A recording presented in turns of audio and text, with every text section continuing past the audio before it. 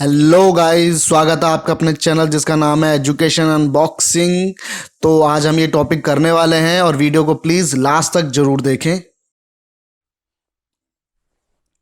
चलिए, next concept है हमारा कॉन्सेप्ट नंबर 16। ठीक है, अभी तो हम बहुत सारे 15 कॉन्सेप्ट कर चुके हैं, ज़्यादा कॉन्सेप्ट हमारे चैप्टर के बचे नहीं है। क्वेश्चंस हम इसके बुक देखेंगे, हम कौन सी बुक रेफ़र करते हैं, बट फिलहाल कॉन्सेप्ट के ऊपर ध्यान देंगे। ठीक है, क्वेश्चंस आप कहीं से भी कर सकते हैं। If you have any doubt please comment में लिखें। ठीक है, अपने क्वेश्चंस आप टेलीग्राम में भी सेंड कर सकते हैं, कोई दिक्कत नहीं है। चलो स्टार्ट करते हैं। अब हमारा नेक्स्ट कॉन्सेप्ट है जिसका नाम है cost of goods consumed. Sir actual में क्या, अब देखो यहाँ पे थोड़ी सी मुझे थोड़ी स्टोरी बतानी पड़ेगी आपको। देखो, नॉर्मली क्या होता है, एनपीओ का काम नहीं होता कि सर किसी चीज़ को परचेज करके सेल करना है। ठीक है, इसका मतलब सर क्या क्या ये कोई ट्रेडिंग एक्टिविटी करना चाह रही है? ट्रेडिंग एक्टिविटी कर रही है ये? नहीं सर, ये कोई ट्रेडिंग एक्टिविटी नहीं कर रही है। ठीक है, तो ये ट्रेडिंग एक्टिविटी अगर नहीं कर रही तो हम यहाँ पे कॉस्ट ऑफ गुड्स की कैसे बात कर सकते हैं? गुड्स का मतलब क्या हुआ? सर अब गुड्स की बात करते हैं। एक्चुअल में क्या होता है, जैसे कोई एनपीओ होती है। लेट्स सपोज मैं अगर बात करूँ, मान लो कोई हॉस्पिटल है। क्या है? हॉस्पिटल है। अब हॉस्पिटल में हमें नॉर्मली रेगुलर बेसिस पे क्या परचेज करता है? वो मेडिसिन परचेज करता है। क्या परचेज करता है? मेडिसिन। अब वो मेडिसिन जो परचेज करता है, ठीक है, क्या वो उसके लिए गुड्स है? मतलब क्या उसके लिए स्टॉक है? Are they stock? सर नहीं, स्टॉक क्यों नहीं है? क्योंकि स्टॉक का मतलब क्या होता है? परचेज्ड। कोई भी हम चीज़ परचेज करते हैं और इस पर्पज़ से परचेज करते हैं, उसका पर्पज़ बहुत इंपॉर्टेंट होता है। उसका पर्पज़ क्या होता है? To sell. परचेज करते समय ही उसका पर्पज़ क्या होता है? To sell. इसका मतलब मैं आपको एग्जांपल देता हूँ। लेट्स सपोज कि अगर मेरे फादर कोई प्रॉपर्टी परचेज करते हैं, ठीक है, या अगर मैं कोई प्रॉपर्टी परचेज करता हूँ, तो हमारे लिए वो क्या चीज़ होगी? क्या हमारे लिए असेट, वो हमारे लिए स्टॉक होगा? नहीं, वो हमारे लिए क्या होगा? फिक्स असेट्स होगी। बट वही अगर वो, क्योंकि हम उसको एक साल से, हमारा पर्पज़ क्या है? उसको पर्पज़ हमारा होगा प्रॉपर्टी को यूज़ करने का। हम उसको ये तो नहीं बेचने के पर्पज़ से खरीदेंगे। लेकिन वहीं अगर प्रॉपर्टी डीलर कोई बंदा, अगर कोई बंदा प्रॉपर्टी डीलर है, क्या है? प्रॉपर्टी डीलर, तो क्या उसका पर्पज़ क्या होगा? क्या उसे रिटेन करना चाहेगा? नहीं, वो उसका पर्पज़ क्या होता है? उसका पर्पज़ होता है परचेज के टाइम में ही क्या होता है? To sell. परचेज के टाइम में वो क्या सोच लेता है? भाई मुझे बेचना है। देखो, मैं बात पर्पज़ की कर रहा, मैंने ये नहीं पूछा कि सर उसका वो चीज़ 4 साल के बाद बिकेगी तो मुझे फ़र्क नहीं पड़ता। मैं बोल रहा हूँ पाई एट द टाइम परचेज में उसका पर्पज़ क्या था? उसका पर्पज़ था सेल आउट करने का। अब मैं एनपीओ की बात करता हूँ। अब एनपीओ तो कोई ट्रेडिंग एक्टिविटी करती नहीं, ठीक है। अब उस लेट्स सपोज मैंने बोला कि ये हॉस्पिटल है। ये क्या है? हॉस्पिटल। हॉस्पिटल क्या लाता है? परचेज करता है क्या चीज़ें? मशी ओ मेडिसिन। अब मेडिसिन को परचेज तो कर लेता है लेकिन उसको सेल नहीं करता। क्यों? ये देता है फ्री ऑफ कॉस्ट। ये फ्री ऑफ कॉस्ट सर्विस दे रहा, तो उनको सर्विस देता है। अब क्या होता है, इस मेडिसिन को हम क्या बोलते हैं? एनपीओ के अंदर गुड्स बोलते हैं। क्या बोलते हैं? गुड्स। अब सबसे खास बात क्या है कि अगर ये इसको हम एक्सपेंस नहीं मानते, इस जो मेडिसिन को है हम परचेज जब करते हैं, हम इसको एक्सपेंस नहीं मानते। हम इसको क्या नहीं मानते? एक्सपेंस। एक्सपेंस नहीं मानते तो क्या हम इसे इनकम एंड एक्सपेंडिचर में डेबिट करेंगे? नहीं करेंगे, बिल्कुल नहीं करेंगे। तो हम क्या करते हैं, इसको हम असेट मानते हैं और उसको बैलेंस शीट में कैरी फॉरवर्ड कर देते हैं, बैलेंस शीट में लेके जाते हैं। ठीक है, as an asset. Sir asset कौन सी? यहाँ पे क्वेश्चन ये रेज होता है, सर ये फिक्स असेट मानेंगे कि करंट असेट्स मानेंगे? सर हम इसको करंट असेट्स मानते हैं। सर क्यों? क्योंकि ये असेट, सबसे बड़ी बात, ये मेडिसिन हमने परचेज तो करी है लेकिन इस पर्पज़ से परचेज नहीं करी कि हम उसे सेल करें। लेकिन हमने जो परचेज करी तो हमें पता है कि इसकी लाइफ कितनी है? इसकी लाइफ 1 साल है। ये within 1 year, up to 1 year है। अप टू 1 ईयर है तो हमें पता है करंट में मानना पड़ेगा उसको। 1 साल से ज़्यादा तो मान नहीं सकते। ठीक है, अगर 1 साल, अगर 4 साल मानते तो बात अलग है आपकी। लेकिन हम कितना मान रहे हैं? 1 साल। ठीक है, तो हमारे लिए क्या हो जाएगी? करंट असेट्स हो जाएगी। तो हम इसे करंट स्टॉक में एज ए स्टॉक दिखाएंगे। ठीक है, किसे कहेंगे? Stock of goods. ठीक है। अब दूसरी बात, अब क्या हो कि मैंने सर मेडिसिन ली तो, लेकिन मेडिसिन मैंने किसको दे दी? जो मरीज आए उनको मैंने मेडिसिन दे दी, फ्री ऑफ कॉस्ट दे दी। अब ये मेडिसिन पे पैसा तो लगा, कॉस्ट तो खर्च हुई। अब ये कॉस्ट को कैसे वसूला कर जाए? अब कॉस्ट को वसूल करने का तरीका क्या है? देखो, लॉ क्या कहता है, ठीक है, ये हमारे इसकी अकाउंटिंग हमें क्या क्या क्या दिखाना चाहती है?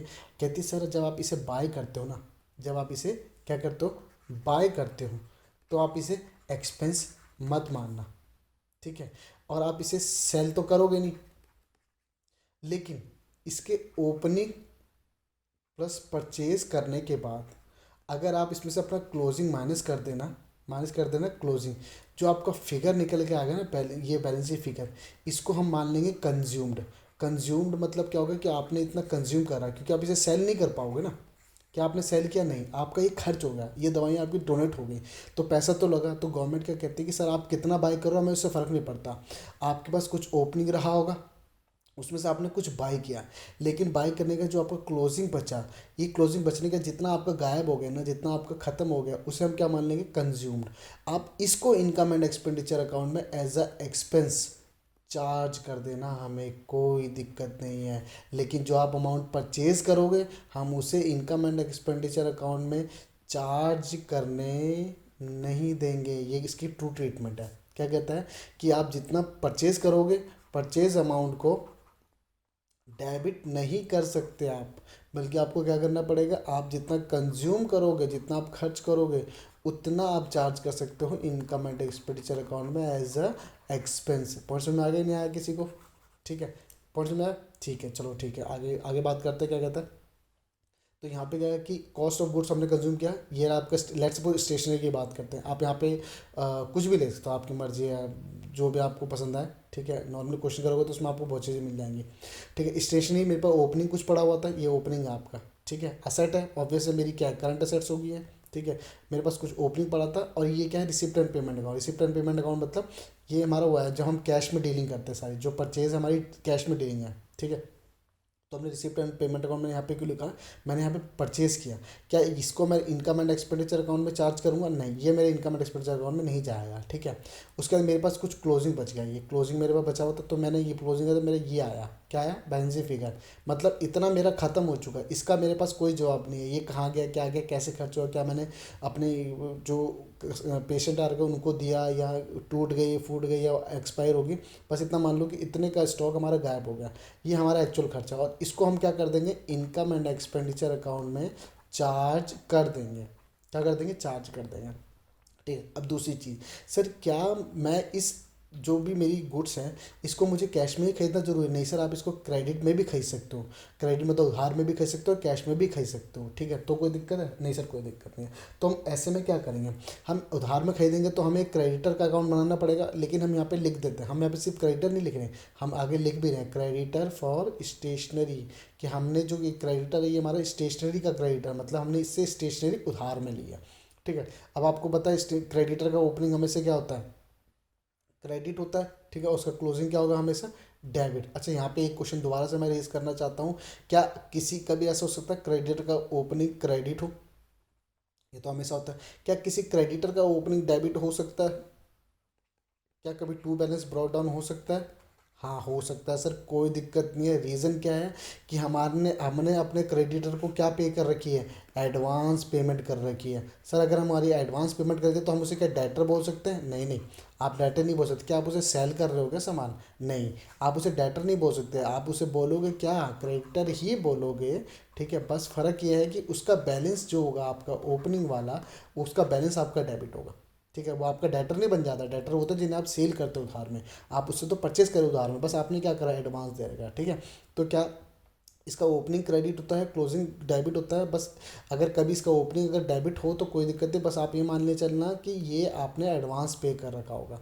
क्या इसका क्लोजिंग भी हो सकता है उल्टा? हाँ, सेम चीज़, आपने क्लोजिंग के टाइम में एडवांस पे कर दिया हो। ठीक है, तो क्या होगा? By balance brought down opening, closing, उसके बाद कुछ आपने से कैश पे कर दिया। किसको? कैश पे किया? क्रेडिटर को। देखो, अगर आप कैश में बाय करते तो आपने क्या करा? स्टेशनरी के लिए कैश बाय किया तो रिसिप्ट में होगा डायरेक्ट, आपने देख लिया, मैंने कंज्यूम कर लिया। लेकिन यहाँ पे क्या होगा? आपको पता चले कि मैंने क्रेडिटर को इतना पे किया। कुछ क्रेडिटर शुरू में थे, साल में इतने बचे, और मैंने इतने देने के बाद मेरे इतने बचे थे, तो इसका मतलब मैंने बाय कितना किया होगा। यहाँ से आपकी क्या निकल जाएगी? आपकी क्रेडिट परचेज निकल जाएगी। ये आपका बैलेंस शीट फिगर यहाँ पे आ जाएगा, और आपकी क्या निकल जाएगी? क्रेडिट परचेज निकल के आ जाएगी। ठीक है, अब इस क्रेडिट परचेज का क्या करना? सर परचेज है ना, ये परचेज, ये दोनों क्या चीज़ है? ये कैश की परचेज और ये दोनों क्या है? ये परचेज ही तो है। ये दोनों क्या है? परचेज है। यहाँ पे इसको इन दोनों को, यहाँ अपने ये कैश की परचेज है, और ये क्रेडिट परचेज आप अपनी यहाँ से लिख देना। ठीक है, यहाँ पे ये अमाउंट लेगा, ये अमाउंट लेगा, ओपनिंग था, ये आपकी टोटल परचेज होगी। जैसे यहाँ पे सिर्फ कैश परचेज थी, यहाँ पे आपकी कैश प्लस में क्रेडिट परचेज हो गई। उसमें से आपने क्या करा? आपका क्लोजिंग इतना बचा हुआ, तो ये आपका क्या आ गया? इनकम एंड एक्सपेंडिचर अकाउंट में चार्ज करते हो। क्या ये आपकी स्टेशनरी कंज्यूम्ड? यहाँ तक कोई दिक्कत? यहाँ तो मेरे ख्याल से तो कोई दिक्कत होनी नहीं चाहिए। बट फिर भी कोई दिक्कत है तो मैं एक बार फास्ट रिव्यू यहाँ पे कर देता हूँ। ठीक है, स्टेशनरी यहाँ पे क्या होता है, ये जो कॉस्ट ऑफ गुड्स कंज्यूम्ड है, ये वो गुड्स हैं जिनको हम परचेज तो कर रहे हैं, लेकिन इस पर्पज़ से नहीं कि हम उसे सेल करेंगे, और ऊपर से इनकी लाइफ एक साल से ज़्यादा नहीं होती। इनका पर्पज़ क्या होता है, टू बी कंज्यूम्ड। ठीक है, इसलिए लॉ क्या कहता है या फिर इसकी अकाउंटिंग हमें ये कहते हैं कि सर आप इसे जो बाय करते हो, ठीक है, नॉर्मली हम कभी भी गुड्स को बाय करते हैं तो हम उसे परचेज कह देते हैं, और उसकी अगर उसको बेचते हैं तो उसे सेल कह देते हैं, और परचेज को हम क्या कर देते हैं, डेबिट कर देते हैं, और उससे हो रहा इनकम सेल करते हैं उसे क्रेडिट करते हैं, दोनों को कहाँ, प्रॉफिट एंड लॉस अकाउंट में। लेकिन यहाँ पे हम क्या करते हैं, ना उसकी परचेज को डेबिट करते हैं। क्यों नहीं करते हैं, क्योंकि हम बोलते हैं सर बाय आप जितना मर्जी, कोई फर्क नहीं पड़ता। और क्या हम उसे सेल करते हैं, हम सेल नहीं करते, तो हम उसे सिर्फ क्या करते हैं, कंज्यूम करते हैं। और अकाउंटिंग क्या कहती है कि जितना आप कंज्यूम करो उतना आप चार्ज करो इनकम एंड एक्सपेंडिचर अकाउंट में, ना कि जितना आप बाय करते हो उसे चार्ज करो। ठीक है, ध्यान रखना ये करंट असेट्स होती है, क्योंकि इसकी लाइफ एक साल से ज़्यादा होती नहीं। दूसरी चीज़ ये गुड्स नहीं होती, क्योंकि गुड्स को बाय करने का पर्पस हमेशा क्या होता है, टू सेल आउट, और हम इसको सेल नहीं कर रहे हैं, हम इसको कंज्यूम करना चाह रहे हैं। ठीक है, आप इसे कैश और क्रेडिट में दोनों में परचेज कर सकते हो। ठीक है, अगर क्रेडिट में परचेज करो तो आपको क्रेडिटर अकाउंट जरूर बनाना चाहिए। ठीक है, क्रेडिट अकाउंट बनाओगे तो यहाँ पे आपका बैलेंस ही फिगर आएगा, कैसे आया ये, कुछ ओपनिंग रहा होगा, कुछ क्लोजिंग, आपने कुछ पे कर दिया तो इसका मतलब आपने यहाँ पे आपकी परचेज आ जाएगी। ये परचेज आपकी कौन सी, क्रेडिट परचेज आपने क्रेडिट दोनों यहाँ पे लिख दी, ये हो रहा ओपनिंग परचेज दोनों, उसमें से क्लोजिंग माइनस किया तो आपका स्टेशनरी कंज्यूम्ड आ गया। अब ना यहाँ पे ना मेरा एक क्वेश्चन बनता है आपसे कि सर वैसे तो स्टेशनरी में जो परचेज़ करी मैंने, स्टेशनरी हो गया, ठीक है, अगर मेरा स्पोर्ट्स क्लब होता तो स्पोर्ट्स इक्विपमेंट लाइक गिल्ली बल्ला, जो भी होता है, ठीक है, गुल्ली वुल्ली सब जो भी है, फुटबॉल वॉलीबॉल, तो वो मेरे लिए स्टेशनरी होता है, उन्हें मैं कंज्यूम करता, जितना मैं कंज्यूम करता उतना ही मैं चार्ज करता इनकम एंड एक्सपेंडिचर अकाउंट में, इतना मुझे समझ में आता है। ठीक है, मैं नॉर्मली मेरा पर्पज़ नहीं होता इनको सेल करने का, कि बाई चांस अगर सर मैंने इन्हें सेल कर दिया तो मैं क्या करूँ। लेट सपोज मैं यहाँ पे एक एग्जांपल लेना चाहता हूँ, कि मेरा एग्जांपल है कि मेरे पास ओपनिंग पड़ा होता है कितने का, लेट सपोज यहाँ पे लिख देता हूँ, मेरे पास ओपनिंग पड़ा हुआ था 10,000 का। ठीक है, उसके बाद मैंने इस साल परचेज कर दिया मान लो 60,000 का, टोटल कितना हो गया, 70,000 का टोटल हो गया, 70,000 का। उसमें से मैंने बोला मेरे पास जो क्लोजिंग बचा हुआ है वो बचा हुआ है 20,000 का। ठीक है, इसका मतलब मैंने कंज्यूम कितना किया, 50,000 का। पहुँच में आ गया, इतना कोई दिक्कत नहीं आया, ये बैलेंस ही फिगर था, हम इसको इनकम एंड एक्सपेंडिचर अकाउंट में चार्ज कर देंगे, कोई प्रॉब्लम नहीं है। ठीक है, लेकिन मेरे को बाद में पता चला कि सर ये जो 50,000 हैं, इस 50,000 में से मैंने सिर्फ 40,000 खर्च किए थे, 40,000 मेरा कंज्यूम्ड था। मेरा कंज्यूम कितना था, 40,000। सर 10,000 जो था ना मेरा, वो तो मैंने सेल किया था। और ऊपर से मेरा क्वेश्चन ये है मेरे कि मैं यहाँ पे 50 लिखूँ कि 40 लिखूँ, कितना लिखूँ।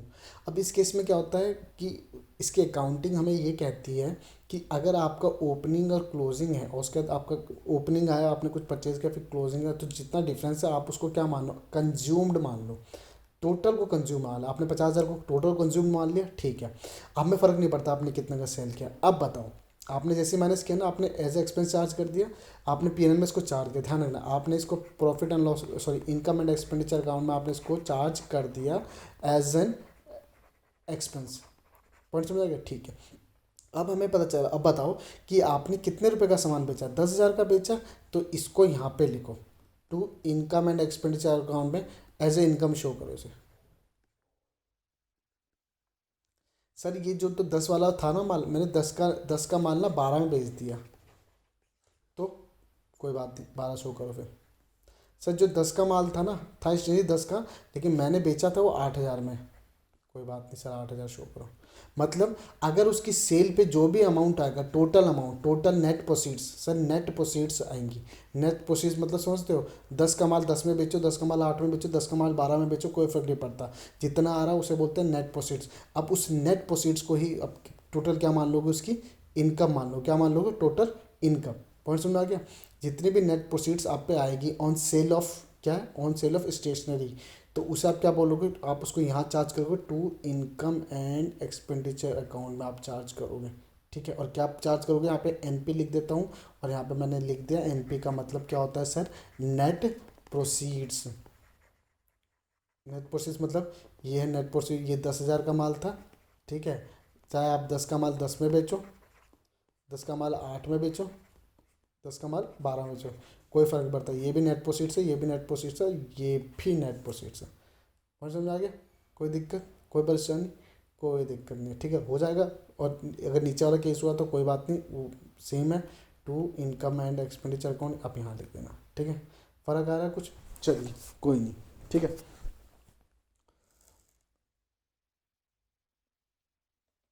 अब इससे रिलेटेड एक क्वेश्चन देख लेते हैं, ठीक है। क्वेश्चन आपका ये 2019 का क्वेश्चन पेपर है, ठीक है, उसके अंदर आया हुआ 3 नंबर का क्वेश्चन है, ठीक है। और इसका मतलब आपको हर क्वेश्चन के 1.8 मिनट मिले, तो इसके लिए भी आपको 5.4 मिनट के आसपास मिले होंगे, ठीक है। आप अपना टाइम काउंट कर लेना। अब हम इसको क्वेश्चन को सॉल्व करके देखते हैं कि हम इसको 3 से 5 मिनट में सॉल्व कर पा रहे हैं, नहीं कर पा रहा। और फर्स्ट टाइम में हमारा ध्यान रखना इस बात का, ठीक है, आपके साथ। चलिए क्वेश्चन क्या कहता है, क्वेश्चन यहाँ पे कहता है कि from the following calculate the amount of sports material, ये स्पोर्ट्स मटेरियल है, टू बी डेबिटेड, डेबिट कितना करना है इनकम एंड एक्सपेंडिचर अकाउंट पर यंग फुटबॉल क्लब। देखो यंग फुटबॉल क्लब है और उसके पास स्पोर्ट्स मटेरियल है, इसका मतलब क्या वो स्पोर्ट्स मटेरियल बेचती होगी? नहीं बेचती होगी। क्या करती होगी? उसे खेलते होंगे तो बॉल होगी, फट जाएगी, पता थोड़ी चले, किल्लियाँ टूट जाएगी, बैट टूट जाएगा। अब ये तो है नहीं कि बचपन की तरह स्पोर्ट्स क्लब भी आपको हत्ती डाल, बल्ला टूट गया, हत्ती निकल गई तो उसमें हत्ती डाली, उसमें पेप्सी की बोतल 2 लीटर वाली बोतल डाली और पानी आग से गला दी तो टाइट हो गई, ठीक है। वो 40,000 50,000 में उसमें धागा लगवा के आ रहा, ऐसे नहीं हो सकता ना।